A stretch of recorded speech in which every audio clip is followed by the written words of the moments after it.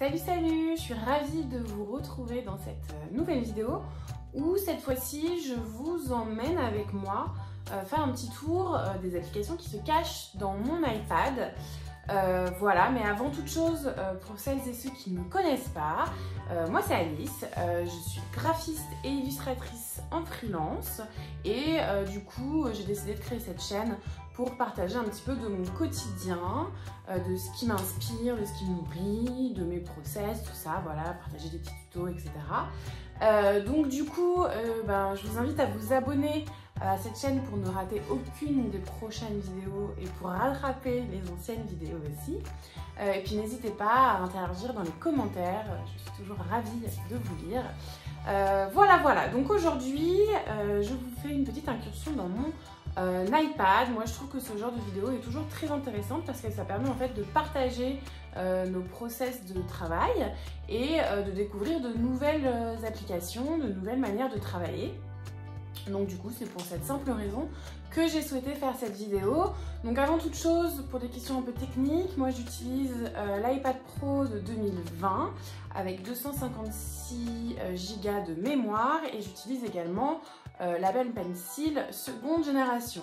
Voilà, du coup je vous laisse avec la suite de la vidéo où je vous montre un petit peu plus en détail les différentes applications que j'utilise dans mon flux de travail, dans mon workflow, enfin dans mon flow de travail, je ne sais pas, bref voilà, dans ma manière de travailler et je vous retrouve juste après.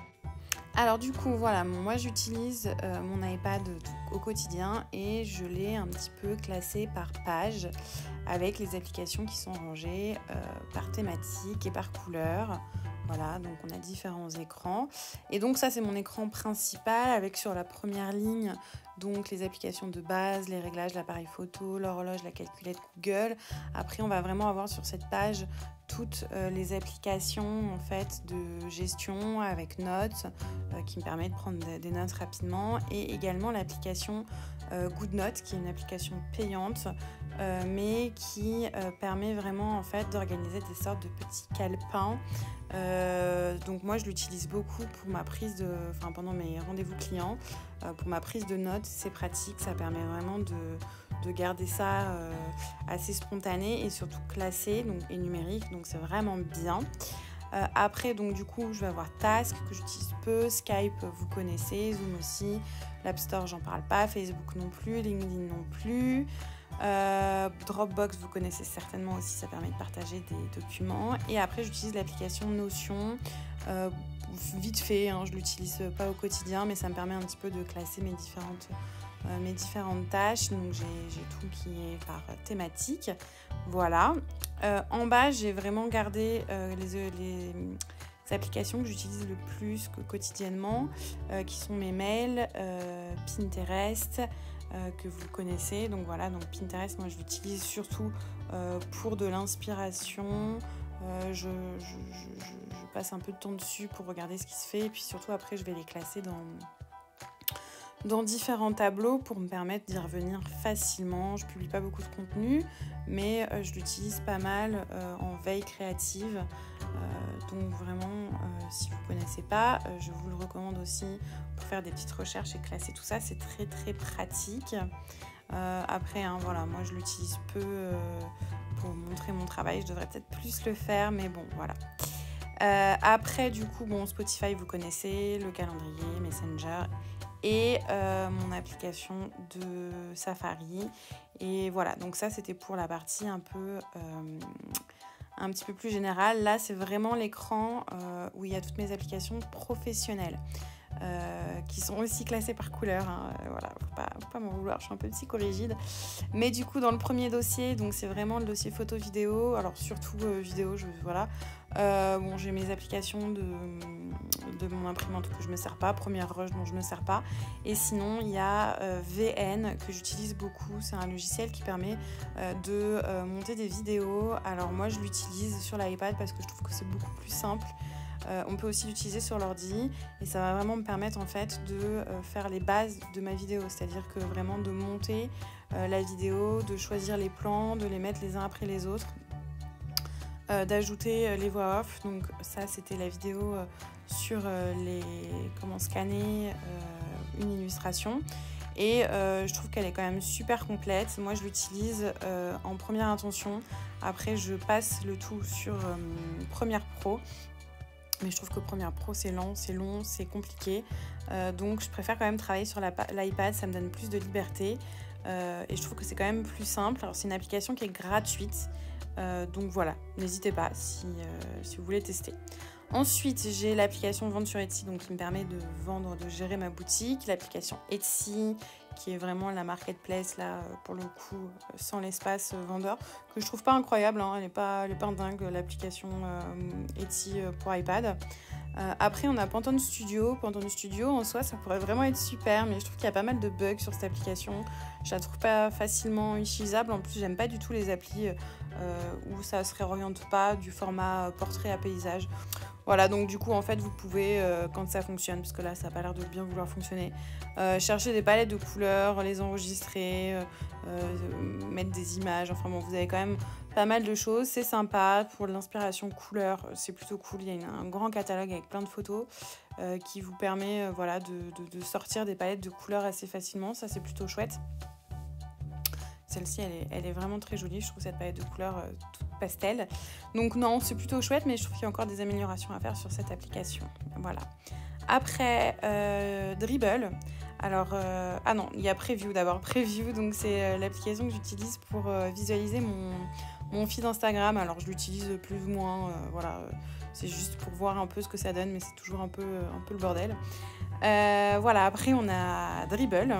Dribbble, du coup, c'est un réseau social créatif. C'est super, pareil, pour voir un petit peu les tendances, ce qui se fait, découvrir de nouveaux artistes. Je trouve que c'est vraiment une chouette application qui permet vraiment de découvrir des trucs très sympas, de mettre en avant, vous, votre travail. Alors moi, j'ai rien mis, moi, sur Dribbble, mais je l'utilise beaucoup comme application d'inspiration.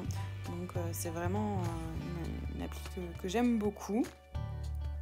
Voilà. Après, du coup, on va avoir YouTube, que, bon, là, je ne présente pas. YouTube Studio qui permet de gérer ma chaîne YouTube. Le Creative Cloud qui regroupe toutes les applications Adobe sur la tablette et sur l'ordi. Canva que vous devez connaître également. Je vais pas m'étendre dessus. En plus de ça, je crois que j'ai un petit souci avec mes différents comptes, donc faut que je me penche dessus. Voilà, après on a Vectornator. Vectornator, c'est une application gratuite, je crois, de dessin vectoriel. Alors, elle est pas ouf. Il y a certains points qui sont sympas, d'autres qui sont moyens. Il y a donc la possibilité de dessiner directement en vectoriel. Donc ça, c'est plutôt sympa. Il n'y a pas énormément de pinceaux différents. C'est les réglages classiques. Voilà. Après, ça permet d'avoir un dessin tout lisse. Ça, c'est plutôt pas mal. Voilà. Après, je trouve que les traits sont pas vraiment droits. Des fois, la ligne est cassée, ce qui n'est pas non plus génial. Bref, je trouve qu'il y a beaucoup mieux en application de dessin vectoriel. Donc, c'est mitigé. Après, ce qui est sympa sur cette application, c'est qu'on peut directement l'envoyer sur Illustrator. Ça veut dire qu'en fait, vous l'envoyez directement sur votre ordi et ça ouvre le fichier. Ça, c'est plutôt cool. Je crois qu'on ne peut pas le faire sur Illustrator. Mais bon. Après, il y a Procreate.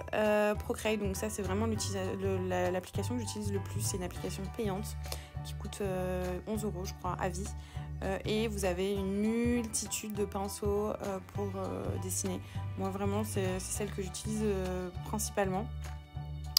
On peut vraiment varier les couleurs, la taille des pinceaux. Bon, après, de toute façon, si vous voulez, je vous ferai une petite vidéo spéciale Procreate pour vous montrer un petit peu comment ça fonctionne. Parce que je sais qu'il y a pas mal de temps, il y a pas mal de gens qui sont intéressés par cette application. Donc, du coup, voilà, il y a plein de textures, de pinceaux, il y a vraiment de quoi s'amuser avec des jeux de transparence. On peut aussi appliquer des filtres, enfin pas vraiment des filtres, mais on peut jouer avec la teinte, la saturation, tout ça. Donc Procreate, c'est vraiment sympa. Après Procreate, on a Illustrator Draw. donc qui est la version mobile d'Illustrator, donc qui est pas mal aussi, qui a été extrêmement améliorée. Au début, elle était vraiment pourrie. Là, elle est vraiment bien parce qu'on peut. Enfin, moi, je l'utilise beaucoup quand je fais du travail de logo. Si j'ai des logos à dessiner, c'est quand même vachement plus simple de passer d'abord par cette application ou de revenir dessus pour modifier un document. Donc non, elle est assez chouette. Alors après, il n'y a pas beaucoup de pinceaux. Ça, c'est un peu dommage. Mais bon, j'imagine que ça va venir avec le temps. Voilà, on peut régler pas mal de choses. On peut régler la forme, on peut régler la taille. On peut régler aussi la streamline, c'est-à-dire le lissage qu'il va y avoir sur le pinceau. Ça, c'est pas mal aussi, voilà, c'est ça le lissage. Plus vous le mettez haut, plus vos traits vont être lissés, vos courbes vont être assouplies en fait. On va moins avoir le tremblement du dessin. En plus, là, je dessine pas à plat, donc c'est pas très pratique. Mais enfin, justement, c'est très pratique d'avoir la streamline dans certains cas. Voilà, après, on peut aussi travailler différentes choses. On peut travailler la répétition. On peut faire vraiment pas mal de choses dessus. Elle est encore un peu limitée, pas forcément bien optimisée. Mais bon, je pense que ça va venir. Mais globalement, c'est une application qui est assez sympa et qui... Alors non, j'ai dit une bêtise. Hein, je crois pas que ce soit Illustrator Draw. Hein, puisque Illustrator Draw, c'est l'application mobile gratuite d'Adobe. Et en fait, du coup, c'est effectivement celle que j'avais au début qui était pas oufissime. Et ils ont sorti là en début d'année, fin d'année dernière, au moment d'Adobe Max, je crois, la Illustrator, celle-ci. Après, on a Fresco. Fresco, en fait, c'est pas mal du tout. Moi, c'est vraiment une application que je connais mal. J'aimerais vraiment passer du temps pour plus l'utiliser parce qu'en fait, du coup, Fresco, ça nous permet de tout faire. Je m'explique. En fait, vous avez à la fois des pinceaux pixelisés sur Fresco, des pinceaux vectoriels, donc on peut faire du dessin pixelisé vectoriel, et surtout des pinceaux dynamiques. Les pinceaux dynamiques, c'est très cool, je vous en parle après. Donc dans les pinceaux pixelisés, vous avez plein de pinceaux classiques, voilà, qui vous permettent d'avoir des effets différents. L'expérience de dessin est très agréable sur Fresco parce que vraiment le variateur de pression est tout à fait intuitif, c'est-à-dire qu'on varie vraiment la pression comme sur avec une feuille et un papier, ce qui n'est pas toujours le cas avec Procreate. On n'a pas toujours cette impression de fluidité et d'intuitivité, je ne sais pas si ça se dit. Donc non, vraiment, il y a pas mal de possibilités sur cette application. Du coup, voilà, vous avez vraiment à avoir plein de pinceaux différents, le système des calques qui fonctionne comme sur Photoshop. Globalement, c'est vraiment un bon mix de tout ce que sait faire Adobe. Surtout, je vais vous montrer le plus intéressant après, c'est vraiment les pinceaux dynamiques. Voilà, après on va voir les pinceaux vectoriels. Donc ça, c'est les mêmes à peu près, il y en a un peu plus que sur Illustrator. Globalement, ça va avoir la même fonctionnalité, mais je trouve que l'expérience de dessin est quand même plus sympa. Je sais pas si c'est moi, après voilà. On peut tout régler, on peut régler le lissage pareil pour avoir des lignes beaucoup plus fluides. Alors pour écrire, je vous conseille pas de mettre la streamline parce que sinon vous voyez ça lisse un peu tous vos traits. C'est pas très agréable, le mieux c'est de le laisser un peu au naturel. Mais du coup c'est chouette, ça permet d'avoir directement des dessins vectoriels. Et le plus chouette c'est les pinceaux dynamiques. Alors les pinceaux dynamiques, comme son nom l'indique, c'est des pinceaux qui vont être vivants, on va dire, qui vont réagir avec la manière que vous aurez de dessiner, d'appliquer vos couleurs et qui vont vraiment en fait mimétiser, oui, enfin bon bref, qui vont reproduire au plus, enfin moi je trouve que c'est l'application qui reproduit au mieux le réel. Donc là par exemple on va partir sur une brosse de peinture à l'huile et vous allez voir qu'on a vraiment la texture qui est reproduite à la perfection et les coups de pinceau qui se fondent entre eux. Moi, j'ai rarement vu ça. Franchement, je trouve ça super chouette. Même sur Procreate, c'est pas forcément le cas. Là, on va changer de couleur. Vous allez voir comment en fait ça se fond en fonction de la pression que je mets sur mon stylo. C'est vraiment génial. On peut adoucir les côtés. Enfin, on peut mélanger. Enfin, c'est top. Moi, je trouve ça assez formidable. On peut vraiment faire plein de choses sans avoir à changer de réglage à chaque fois. Et on retrouve un petit peu ce geste de peinture. Alors bien sûr, c'est pas vraiment la même chose, mais on retrouve, voilà, vous voyez, là on peut mélanger les couleurs entre elles, comme si on appliquait ça vraiment sur une vraie toile. Donc non, je trouve que franchement c'est une belle réussite et j'ai hâte de voir ce que fera la suite. Sachant que là je vais vous montrer avec l'aquarelle, c'est là où c'est le plus flagrant en fait. Le côté dynamique du pinceau. Alors moi du coup je ne l'ai jamais utilisé, donc je n'ai jamais essayé ça, mais il faudrait vraiment que je me penche dessus. Vous voyez là par exemple j'ai pris un pinceau Lavis. Donc là il est un peu clair, on va essayer de le foncer un petit peu. Mais voilà, avec un pinceau de Lavis, on a vraiment cette impression de poser une matière humide, de l'humide sur de l'humide.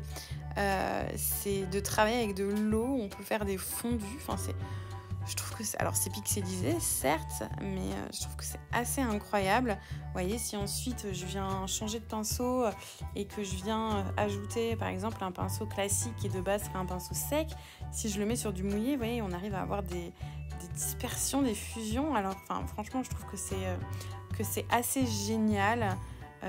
Ça offre plein de possibilités. Alors bon, encore une fois, je ne les ai pas vraiment testées, ces possibilités, mais je trouve que c'est assez dingue. On va pouvoir faire des fusions, varier avec les couleurs. Enfin, c'est pour faire des fonds, pour faire des choses comme ça. Je trouve que ça peut être super intéressant. Et puis c'est surtout que tout est sur la même application, puis qu'après, bien sûr, on peut retravailler avec tous les logiciels de la suite Adobe. Donc non, vraiment, je vous invite, si vous avez accès à la suite Adobe, à télécharger cette application. Alors après, je ne pourrais pas vous la conseiller en principal parce que je ne la connais pas assez, mais voilà, je la trouve plutôt pas mal. Après, on a Photoshop. Photoshop, je l'utilise quasiment pas sur la tablette. Je trouve qu'il n'est pas vraiment optimisé, même s'ils font tout le temps pas mal de modifications. Je trouve que c'est un peu lourd. Alors après, je pense que c'est des vieilles habitudes aussi que j'ai acquises sur Photoshop et que j'ai du mal à me défaire ou à changer sur la version mobile de Photoshop.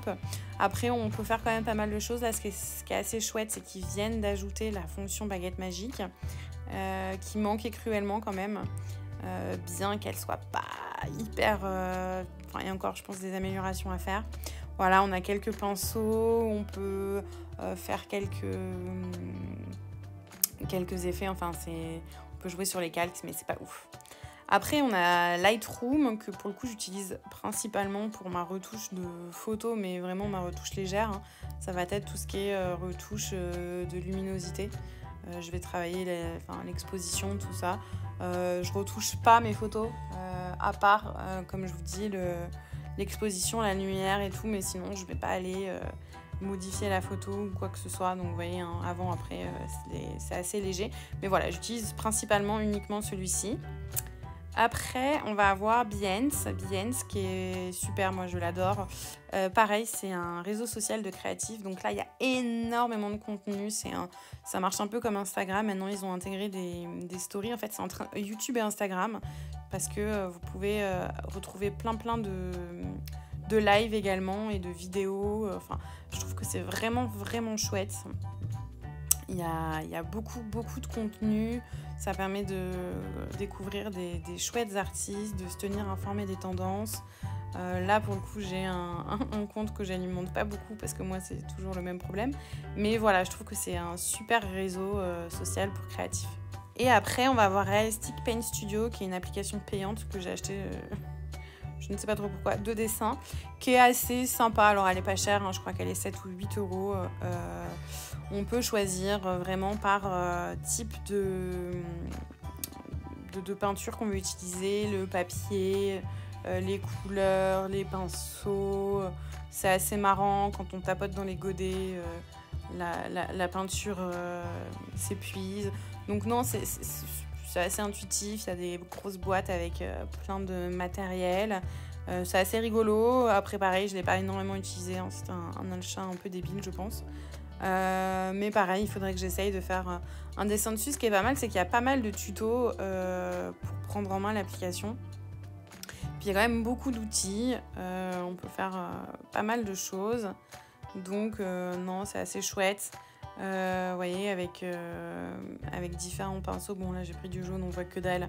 Peut-être falloir changer de couleur. Mais voilà, on a quand même une fluidité du geste qui est intéressante. Une reproduction. Non, franchement elle est pas mal, hein.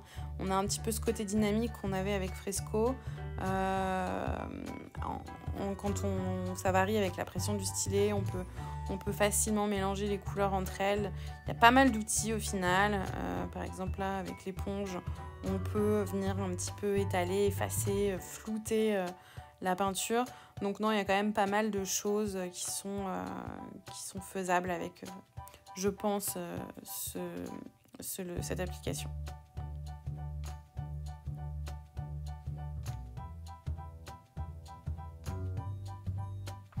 Ça c'est marrant aussi sur cette application, on a cette possibilité de faire des giclées d'encre sur nos travaux. Je trouve que c'est assez rigolo, je sais pas si c'est très utile, mais j'imagine que si c'est là, ça doit être utile à certaines personnes, mais je trouve ça assez rigolo.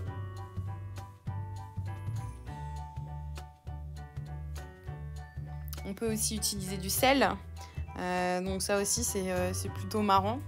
Ça reproduit un petit peu l'effet qu'on pourrait avoir avec du sel et de l'aquarelle.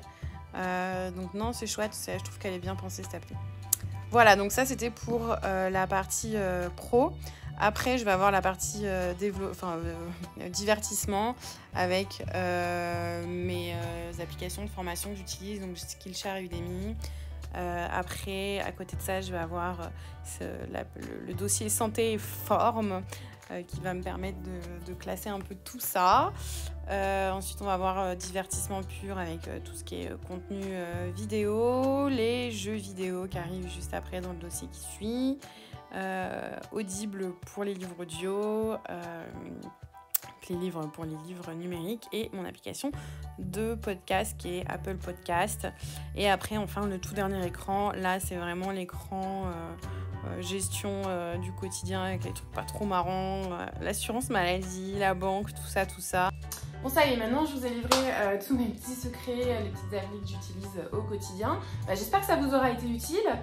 N'hésitez pas à me donner vos avis dans les commentaires, à partager si vous avez vous aussi des applications que vous utilisez, que je n'aurais pas mentionnées ou qui pourraient venir en complément ou en remplacement ou que sais-je.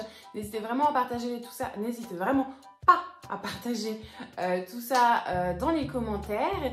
Et puis abonnez-vous pour ne rater aucune des prochaines vidéos. Voilà, donc je vous souhaite une excellente journée, soirée, week-end, que sais-je, et je vous dis à très vite. Salut!